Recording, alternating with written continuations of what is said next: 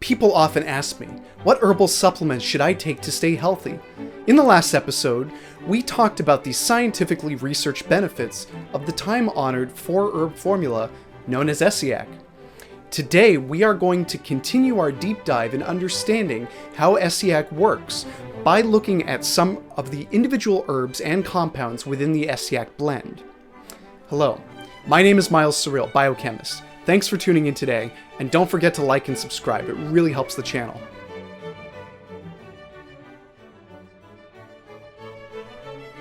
As we've discussed, Essiac is a time-honored herbal remedy based on burdock root, Indian rhubarb root, sheep sorrel, and slippery elm bark, and is traditionally used to support a healthy immune function, detoxification and elimination processes, and promote overall healthy cell activity. Let's take a look at how the individual herbs in the Essiac blend support the body.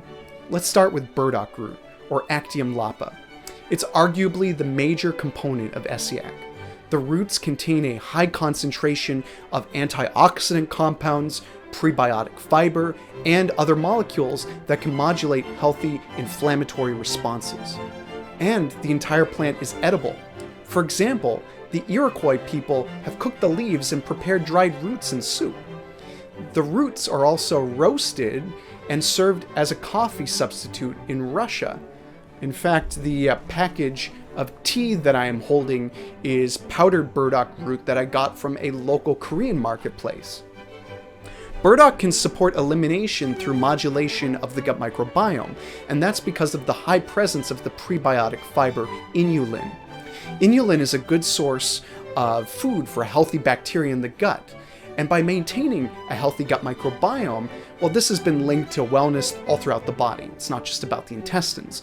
Now, that topic could be a video on its own, as there's so much emerging research that links gut health to the brain, skin, joints, etc. Burdock also contains a compound called a lignin, specifically arctigenin. This polyphenol is an inhibitor of the inflammatory transcription factor, nuclear factor kappa B, NFKB. This is a similar mechanism of action to compounds such as curcumin, which is found in the popular herb turmeric. Interestingly, a randomized clinical trial among 36 participants with joint discomfort demonstrated that consumption of burdock root tea improved markers of a healthy inflammation response. Of course, however, additional studies must be done to confirm this finding. It's also worth noting that arctigenin is a fat-loving compound, and as oil and water don't mix, that means that burdock teas are probably going to be more about the prebiotic compounds than the polyphenols and the lignins. However, a product that contains an alcohol tincture, alcohol extract of burdock, does have these valuable compounds. As a side note, original Essiac is available as an alcohol extracted tincture. They also have an alcohol-free tincture that is based on glycerin, but the extraction process starts with alcohol that is then removed for the finished product. Just saying. Let's talk about sheep sorrel.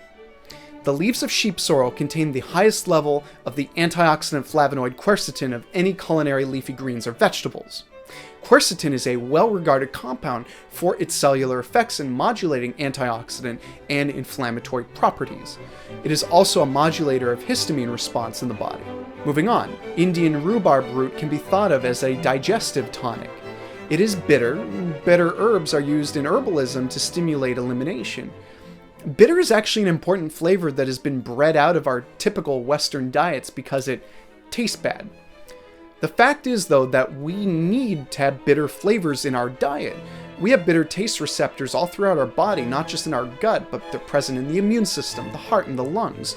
And bitter compounds are useful in supporting processes in the body that help us stay regular as well as support immune function.